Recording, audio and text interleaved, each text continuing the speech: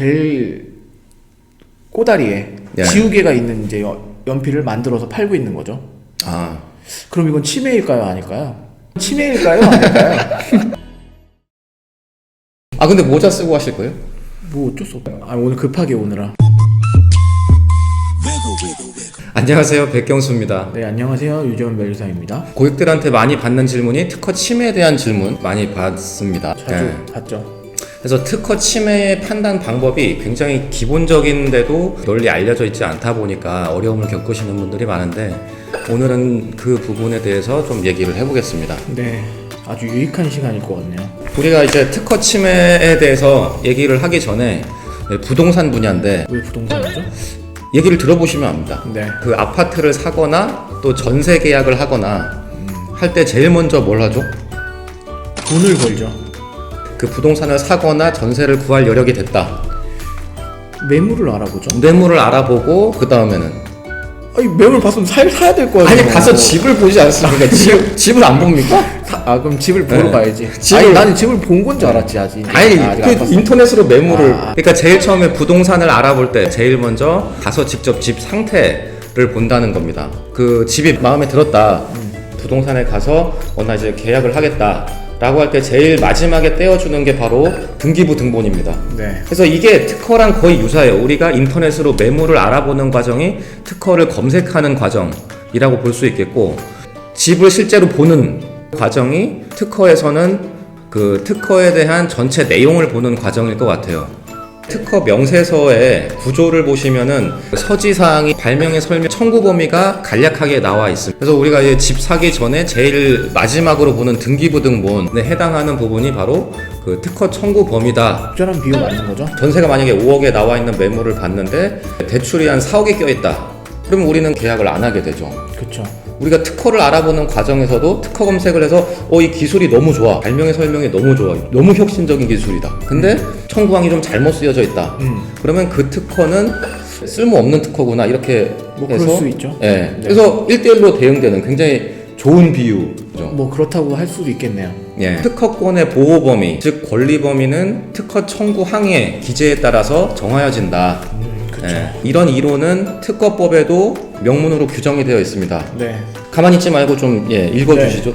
효력에 대해서 뭐 94조 네. 특허권의 효력에 보면 특허권자는 업으로서 특허 발명을 실시할 권리를 독점한다. 수험생 때 특허법을 달달 외우셨다고. 지금은 못 외우죠. 지금은- 오히려 지금은 못 외웁니다. 특허 발명의 보호 범위는 청구 범위에 적혀 있는 사항에 의하여 정해진다. 네, 이 부분은 이제 앞서 설명드린 바와 같죠. 이제 특허법에 나와 있는 기재와 동일한 네. 부분을 말씀드린 겁니다. 네. 그래서 이제 오늘 특허 침해 판단 방법에 대해서 말씀을 드리려고 하는데 판례 입장을 좀 봐야 될 것 같아요. 여기서부터 굉장히 기본이 되는 판례죠. 그렇죠. 네네. 특허 발명의 특허 청구 범위에 기재된 각 구성 요소와 그 구성 요소 간 유기적 결합 관계가 침해 대상 제품 등에 그대로 포함되어 있어야 한다. 이게 바로 이제 우리가 실무에서 얘기하는 구성 요소 완비의 원칙입니다. 특허 청구 범위에 기재되어 있는 구성 요소를 엔드 조건으로 네. 모두 포함하여 실시하여야만 해당 특허에 대한 침해를 구성한다. 이런 얘기입니다. 판례에서 얘기하는 구성 요소가 도대체 뭔가 살펴보면 네. 쉬운 예를 들면 되잖아요. 쉬운 예.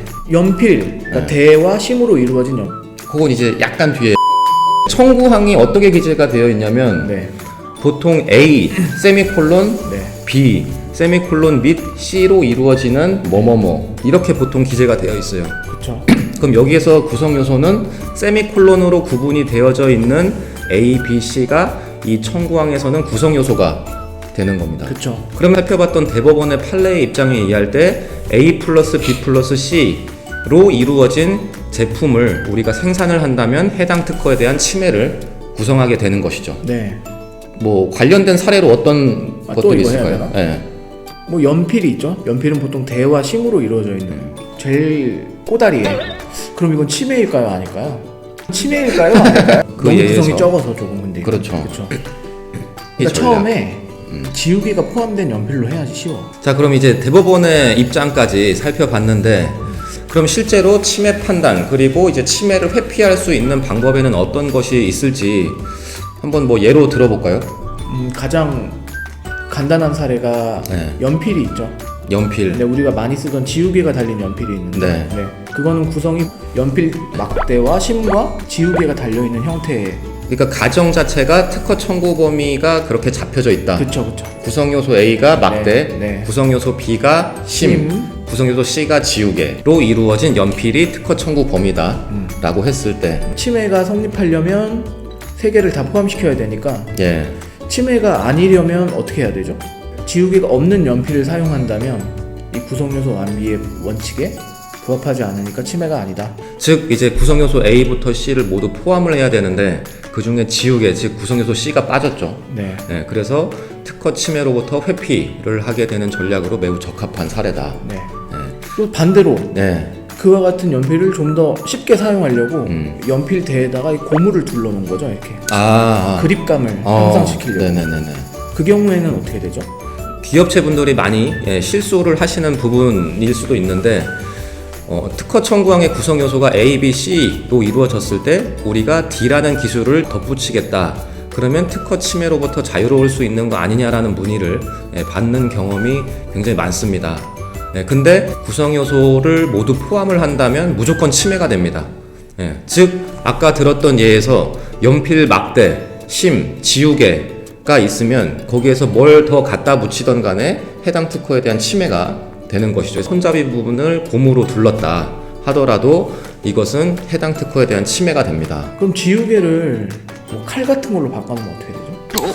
그건 이제 구성요소 대체에 네. 대한 부분이죠. 구성요소 C가 없어졌기 때문에, 네. 즉 지우개가 없어졌기 때문에 구성요소 C를 포함을 하지 않는 것이 되죠. 네. 해서 해당 특허에 대한 비침해가 되는 겁니다. 네. 크게 세 가지로 볼 수 있겠어요.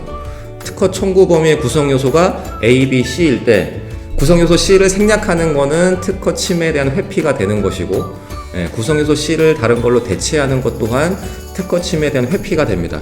반면에 구성요소를 부과하는 것은 해당 특허에 대한 침해를 여전히 구성한다 그렇죠. 라고 정리를 해볼 수 있겠습니다. 끝인가 그러면? 나중에 우리가 특허 침해에 대한 공격을 받는 경우도 있겠지만 특허권을 사용을 하는 경우도 많기 때문에 그 특허 출원 시에 특허 청구 범위의 기재를 굉장히 잘해야 된다. 똑같은 얘기를 또 하시는데? 그 최초에 이제 비즈니스 모델 특허가 나왔을 때 그 특허 청구 범위에 대한 기재를 실수를 하는 경우가 굉장히 많았습니다. 그래서 기술은 굉장히 좋은데도 권리 범위가 적절히 보호받지 못하는 그런 사례들이 굉장히 많았는데, 제가 한 가지 그 특허를 뽑아봤어요. 네. 청구항 1항 보시면은 네. 그 구성 요소가 가맹점 단말기 그리고 카드사 서버. 네. 구성 요소가 두 개로 이루어져 있는 시스템이 특허 청구 범위의 기재입니다. 등록 청구항이에요? 등록 청구항입니다. 이게 네. 보시기에 굉장히 좀 다 걸릴 것 같은 느낌? 근데 아니에요? 지금 처음 보시기에도 굉장히 그쵸. 권리 범위가 넓다라고 생각하실 수 있는 그런 청구항입니다. 네. 이 특허의 취지가 뭐냐면 우리가 신용카드를 긁는 거 대신에 지문인식 시키면 카드 결제 완료되도록 한다, 이런 취지였거든요. 굉장히 어디 거? 롯데 굉장히 좋은 기술에 대한 원천 특허라고도 볼 수 있는데 이 특허에 대해서 침해를 구성하는 사람은 어떤 기업일까요? 뭐 동일한 비슷한 사업을 하는 사람들. 근데 국내에 네. 가맹점 단말기 네. 그리고 카드사 서버를 모두 실시를 하는 업체가 있나요? 가맹점 단말기와 네. 카드사 서버. 네, 애매하네요. 없습니다. 국내에는. 그러니까 네. 모르겠으니까 나 같은 또 저는 뭐 바이오 전공이시기 그러니까 때문에 이거를 좀 잘 모르겠네.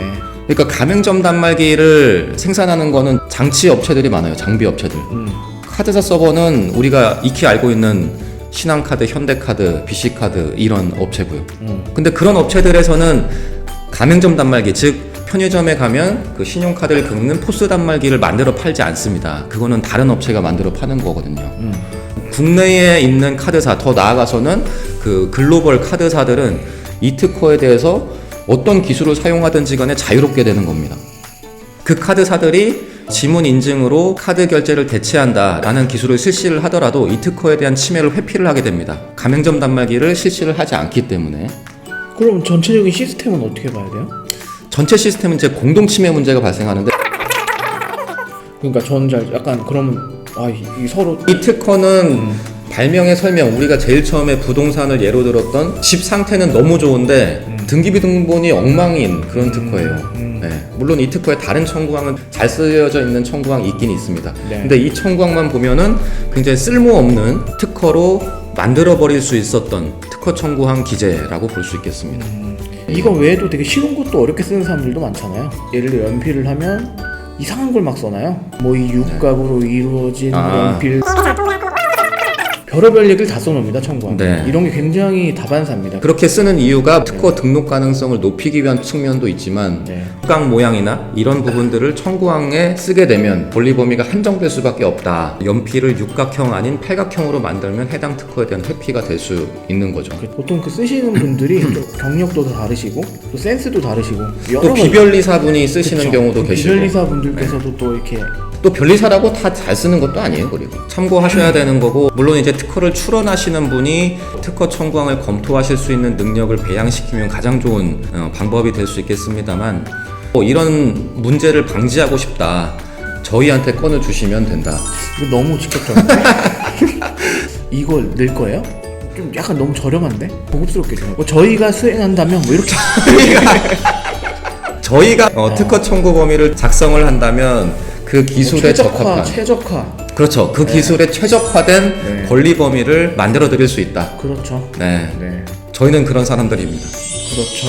그래서 앞으로는 이제 그 특허 청구항의 기재들을 특허 출원 전에 좀 검토를 하시고, 내 특허가 나중에 등록이 됐을 때는 권리 범위가 어느 정도 형성이 되겠구나 라는 부분을 조금 그 검토를 하실 수 있으셨으면 네. 좋겠습니다. 또한 다른 특허들을 봤을 때 이 특허의 권리 범위는 이거기 때문에 나는 회피 전략을 이렇게 세우겠다 라는 부분을 가지고 가셨으면 좋겠습니다. 그리고 또 발명자분들께서 네. 실제 명세서를 쓰는 사람이랑 네.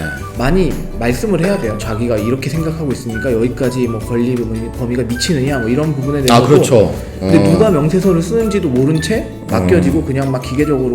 오늘 아무 생각 없이 오셨는데 굉장히 좋은 말씀 그렇죠. 해주시네요. 이런 경우가 마지막에. 굉장히 많기 때문에 오늘 복장도 이런데 그 특허 출원을 하기 직전에 이렇게 출원이 되면 내 권리 범위는 어느 만큼 형성이 되는지를 문의를 해보시면 그쪽에서 또 답변을 해줄 거기 때문에 그런 문답이 많이 오고 가는 것도 권리 범위 형성에 좋을 것이다 라는 말씀이죠. 굉장히 좋은 말씀 해주셨고, 오늘은 여기까지 마치도록 하겠습니다. 감사합니다. 네, 감사합니다. 자, 요거는 주말까지 한번